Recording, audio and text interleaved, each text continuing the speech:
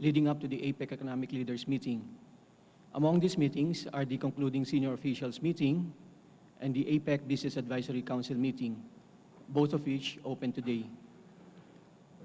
Also among these meetings are the APEC Ministerial Meeting to be held on November 16 and 17, and the CEO Summit, which will last from November 16 to 18. Including the delegations arriving next week, a total of around 7,000 foreign delegates are expected. In line with this, and in preparation for the arrival of the economic leaders, the APEC NOC has been working with relevant embassies and agencies such as the PNP, PSG, and MMDA to fine-tune all logistical and security arrangements. As always, the safety and well-being of our guests remain among our top priorities. Toward this end, we have been implementing additional security measures and deploying an amplified force to secure our guests. Part of this involves enforcing road closures, special APEC lanes, and no-fly zones. Again, we ask for the public's patience and understanding as we extend to our guests our warmest welcome and well-known hospitality. As a final meeting of each APEC hosting year, the AELM serves as the primary avenue for economic leaders to articulate agreements and actions that have resulted from the many working group and ministerial discussions held over the year. This will be embodied in the Leaders' Declaration to be released on November 19. It is an honor for the Philippines to host the AELM, an event which holds significant import for the future not just of the APEC region, but of the world. Moving forward into the next week, it is our hope that we can all work together toward a successful conclusion to our hosting year. Thank you. Thank you, ASec Charles. Before we proceed to the Q&A, may I please request the members of the media who will be asking questions to please raise your hand first, wait to be recognized before approaching the mic, and that you please introduce yourself and the media entity that you are representing. And with that said, the floor is now open for your questions. Yes, sir.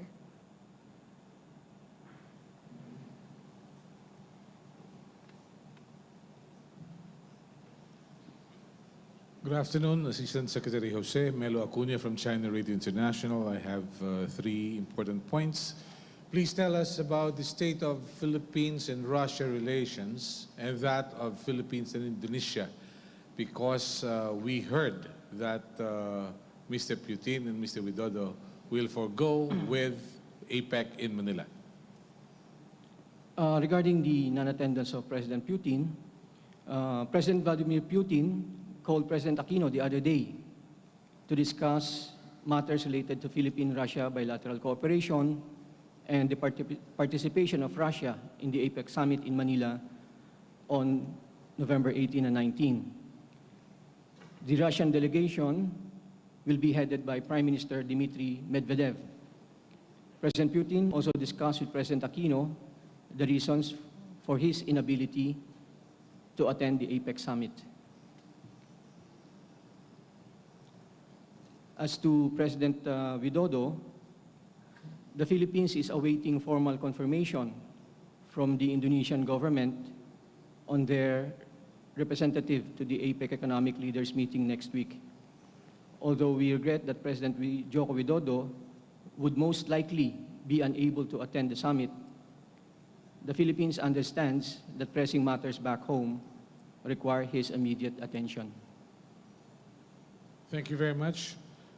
In 1996, the Philippine government barred Dr. Jose Ramos Horta and Bishop Carlos Jimenez Bello from East Timor so as not to antagonize Indonesia. Do we have certain persons barred from entering the Philippines so as not to get the ire of some APEC countries? There is none, as far as I know. So there's no repeat of Jose Ramos Horta and Bishop Carlos Jimenez Bello? There's no such thing at this year. Okay. Thank you very much. Yes, sir.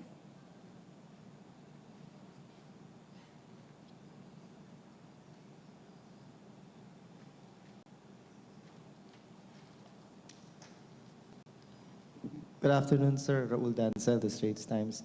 Can you elaborate on the reasons that Mr. Putin gave Mr. Aquino for his non-attendance? Well,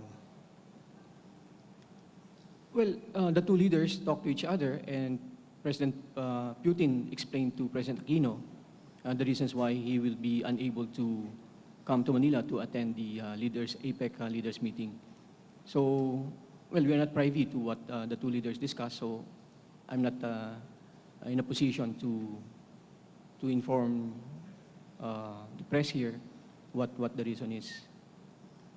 Sorry if you care to comment, but there are reports that Putin is not coming because of the ISIS threat recently, that the threat ISIS made recently to Russia. Does it have anything to do? I cannot confirm that. I have no information on the reasons given by President Putin to President Aquino. Thank you, sir. Yes, sir.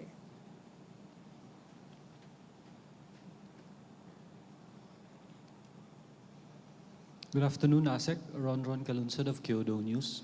Sir, may I ask if there are schedules for bilateral meetings between, involving Secretary Del Rosario and some of his counterparts? Yes, there are bilateral meetings between the Secretary Del Rosario and his counterparts.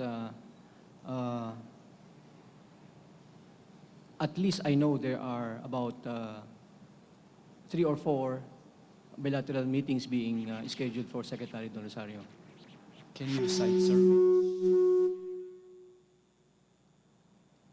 Well, those meetings are still being finalized. Until they are finalized, no, we are deferring the public announcement of these bilateral meetings. Can you say at least Japan, sir? If I think Foreign Minister Kishida will or has already made an announcement regarding his bilateral meeting with Secretary Del Rosario. and the agenda of their discussion, sir, would be Well, mostly it would be bilateral issues and regional issues. Yes, sir.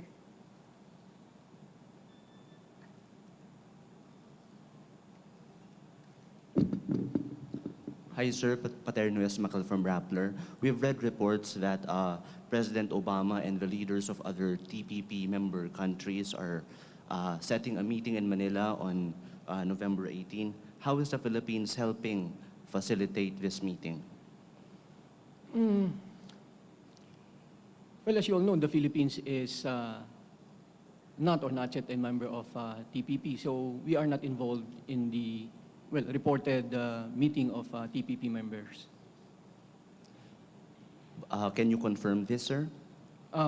Because we are not involved, no, so we don't have information whether or not this report is accurate. Sir, there's another report that President Obama will tour a maritime facility here in the Philippines on the 17th. How can you confirm this, sir? Well, as far as I know, the schedule is of all leaders is quite tight, no? I have not seen any in the leaders' schedule a activity that that can possibly held outside the meeting venues. Sir, one last follow-up question about the absence of the Russian president and the possible absence of the Indonesian president. We understand that they will send their deputies here. What are the things that an economic leader can do that their deputies, for example, their trade ministers, cannot do in the APEC summit? Like, for example, in terms of logistics, in terms of signing documents, in terms of protocol, what are the differences? Well, of course, like I said earlier, while we regret that the two leaders could possibly not be coming, of course, we would have liked that all leaders would be able to come. At the same time, we look forward to welcoming their representatives, and we are confident that the participation of the representatives in the AELM will strengthen Philippine initiatives as hosts and also contribute to economic cooperation among the member economies under the ambit of APEC. Are there limits to what they can do, the deputies? Are there limits to what they can do as compared to economic leaders? As long as they have the proper, they've been sent by the leader, I think they'll be able to participate with full powers. Okay, thank you, sir. The lady in red. Yes, ma'am.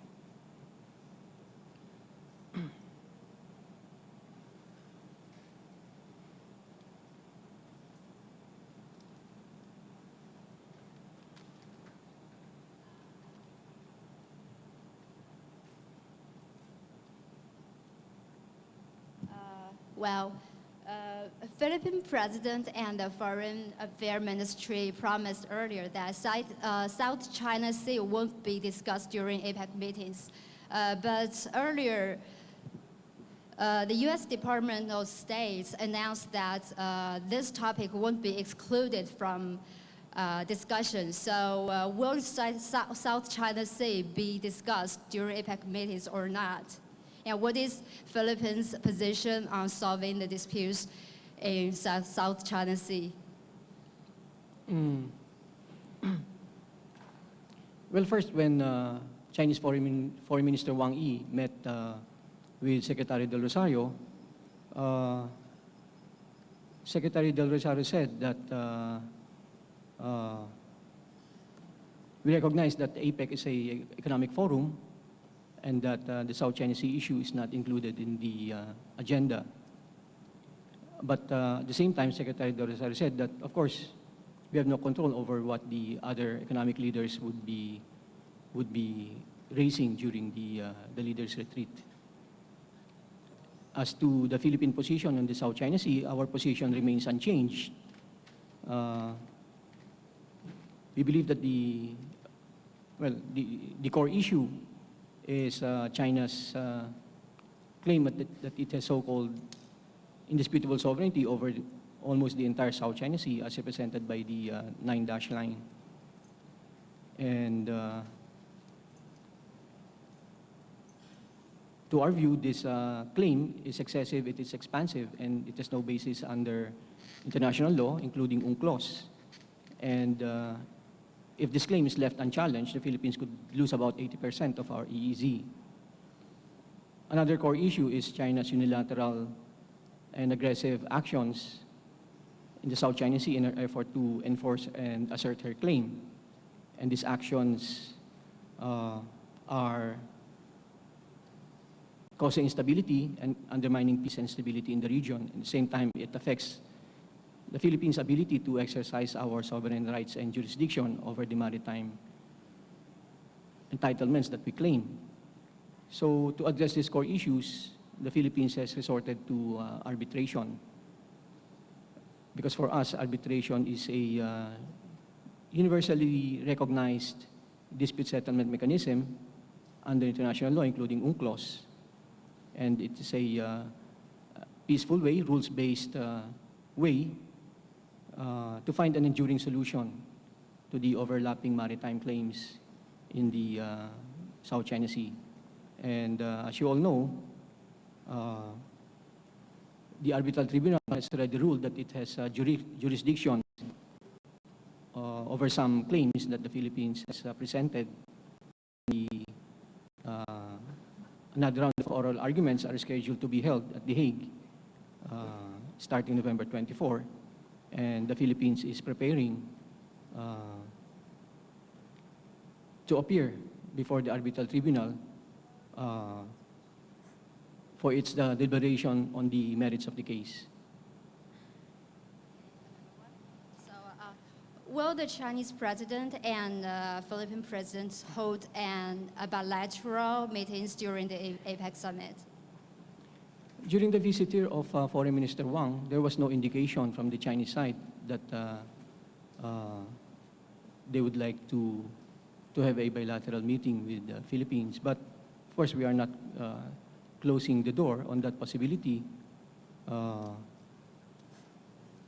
there could be an opportunity for the two leaders to have a, even maybe briefly, be able to talk to each other. The gentleman at the back, please.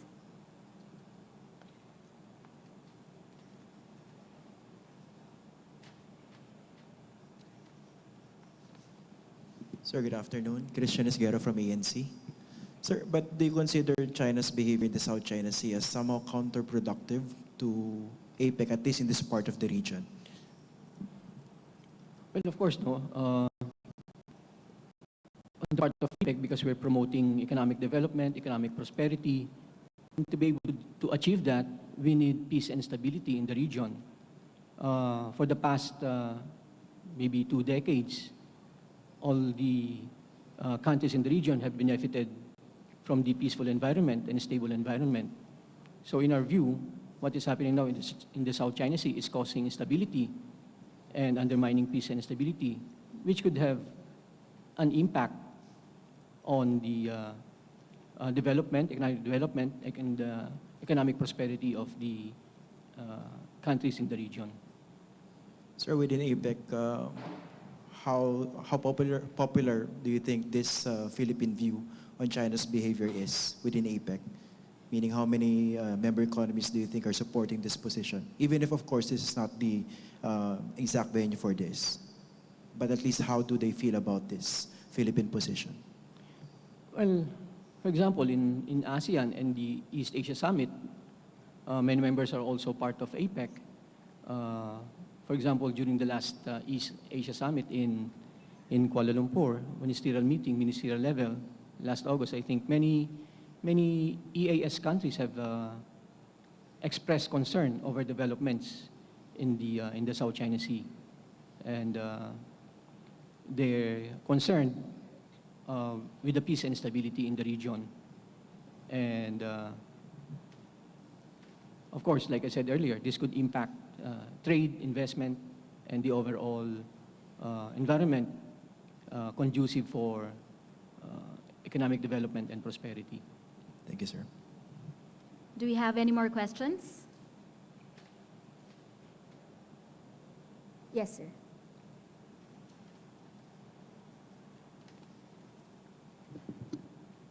Further to the Ivan Merino, sir, GMA7. Further to Mr. Esguerra's question, what is the Philippines' position on the U.S.? Well, reports have it that just 2 days ago, 2 B-52s flew over the artificial islands built by China. Does the Philippines maintain that this is not, well, China called this provocative. So in the context of APEC, how will this affect the talks in the meetings? Well, I cannot comment on that report because we have not independently verified that report. So at this point, we reserve comment on that. Yes, ma'am.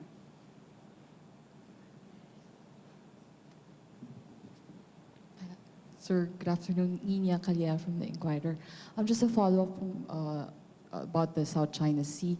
Sir, although we know that APEC is not the proper forum for political and maritime issues, but how do you think the member economies of the APEC can help us in the arbitration case and our fight in the South China Sea? Well, the Philippines, we are greatly encouraged by the international public opinion on the approach that the Philippines is taking with regard to trying to resolve the dispute in the South China Sea. Many countries have expressed support to our approach of using peaceful means of trying to resolve the dispute, and also our approach of upholding the primacy of the rule of law.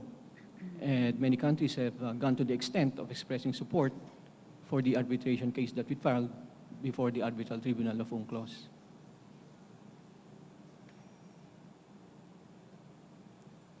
We have time for one more question.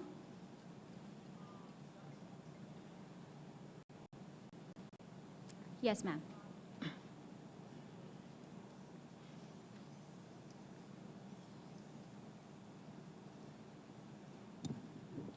Ellen Cruz of Tokyo Shimbun. Good afternoon, sir. Sir, we understand that today there will be a senior officials meeting for APEC, and then tomorrow.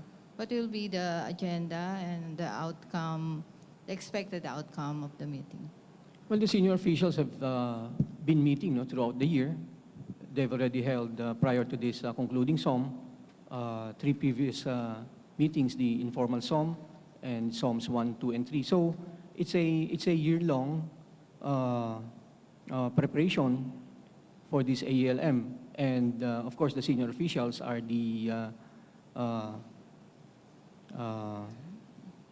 they're sort of like the standing committee of APEC. They handle the general issues of APEC. And the concluding SOM, they'll be trying to wrap up everything that they were able to accomplish during the year, all the understanding and agreements. They will try to package this and present to the ministers during the IMM. And of course, in turn, the ministers will present this to the leaders. Oh, so we would like to thank the Assistant Secretary for taking the time to speak with us this afternoon, and to everyone for your participation. This concludes our press briefing. Thank you and good day.